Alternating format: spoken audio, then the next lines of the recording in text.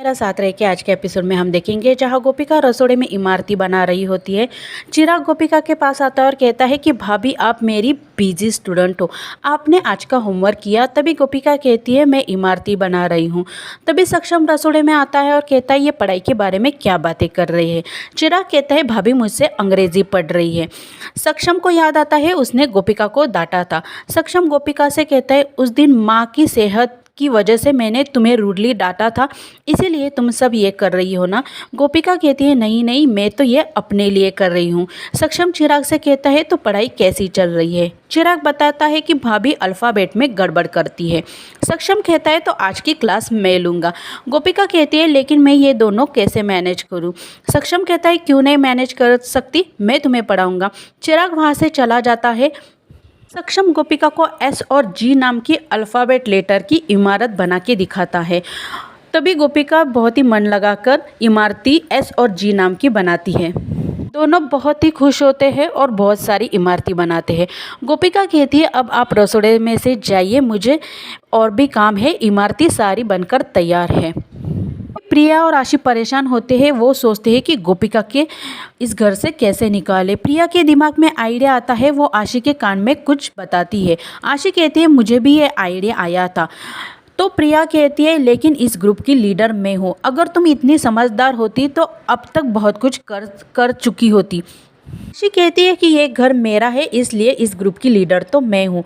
दोनों झगड़ने लगते हैं। तभी मामा जी आते हैं और कहते हैं कि दोनों बिल्ली के झगड़े में कभी कभी बंदर केक खा लेता है, इसलिए इस ग्रुप का लीडर मैं हूँ। प्रिया कहती है बिल्कुल नहीं, इस ग्रुप की लीडर तो मैं हूँ, मैं आपको तो कभी लीडर बनने ही नहीं दूंगी।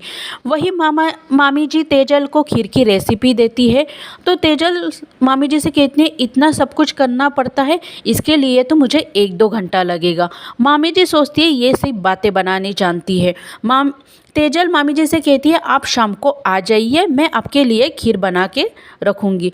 मामी जी कहती है अच्छी तरह से खीर बनाना।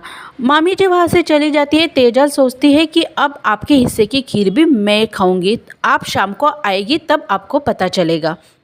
वही प्रिया और आशी किचन में जाते हैं भांग की जिलेबी लेकर। तो वो देखते हैं कि एस और जी नाम की इमारती वहाँ पे है। वो दोनों कंफ्यूज हो जाते हैं, उन्हें सूझता नहीं कि वो क्या करे। तभी प्रिया के दिमाग में आइडिया आता है। वो आशी से कहती है कि एस और जी नाम की इमारतें तो गोपिका और सक्षम ही खाएंगे, इसीलिए प्रिया एस और जी नाम की इमारती बनाते हैं और उसमें भांग डाल देते हैं। तभी वहाँ पे मीनल आ जाती है। मीनल दोनों को खाने के लिए बुलाती है। तभी मीनल दोनों से कहती है तुम दोनों एक साथ रसोड़े में क्या कर रहे हो। आशी कहती है मैं पानी पीने आई थी। मीनल कहती है तुम दोनों को एक साथ प्यास लगी।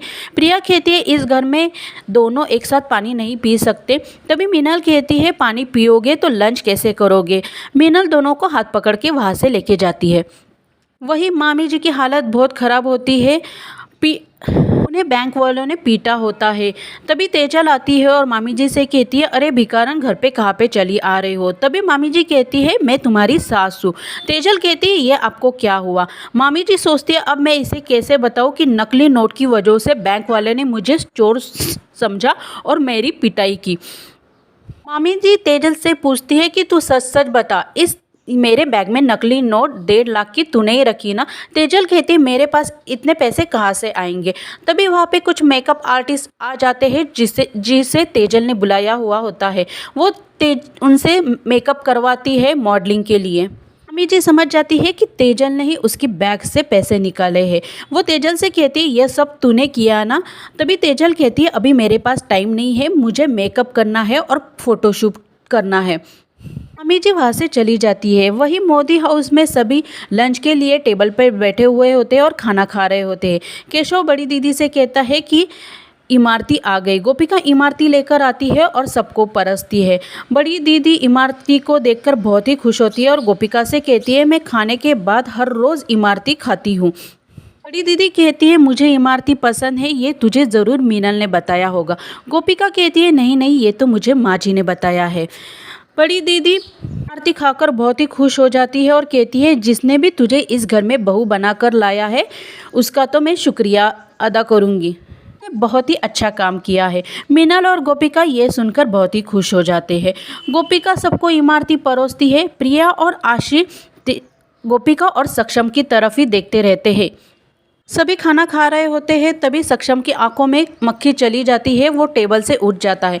सभी ये देखकर हैरान हो जाते हैं। मिथिला जी कहती है, सक्षम बेटा ये तुम्हें क्या हुआ? सक्षम कहता है, मेरी आंखों में कुछ चला गया है, मैं मुंह धो के आता हूँ। तभी गोपिका भांग वाली इमारत खा लेती है और हंसने लगती है। सभी ये देखकर बहुत ही हैरान हो जाते हैं। मिथिला जी गोपिका से कहती है, गोपिका बहू तुम इतनी हंस क्यों रही हो? वही मीनल भी गोपिका से पूछती है कि गोपिका ये तुम क्या कर रही हो? तभी गोपिका मीनल से कहती है कि सक्षम जी के आंखों में मक्खी इसलिए चली गई क्योंकि वो इतने मीठे हैं। वो मीनल से कहती है, आपने एक शेर को जन्म दिया है। सभी गोपिका की तरह देखने लगते हैं। गोपिका भेकी भेकी बातें करती है और ज़ोर ज़ोर से हंसने लगती है। मीनल कहती है कि ये तुम कैसी बातें कर रही हो? गोपिका कहती है, मीनल माँ जी आप मुझे दो दो क्यों दिखाई दे रही है? प्रिया और आशी बहुत ही खुश होते हैं। आशी प्रिया से कहती है कि हमारा निशाना बहुत ही अच्छी तरह से लग गया है। गोपिका भेकी भेकी बातें करती है और ज़ोर ज़ोर से हंसने लगती है। और आज का एपिसोड यही था। कल के एपिसोड में हम देखेंगे जहां गोपिका भांग के नशे में होती है और डांस करने लगती है। सभी ये देखकर बहुत ही हैरान हो जाते हैं। और आज का एपिसोड यही तक। धन्यवाद।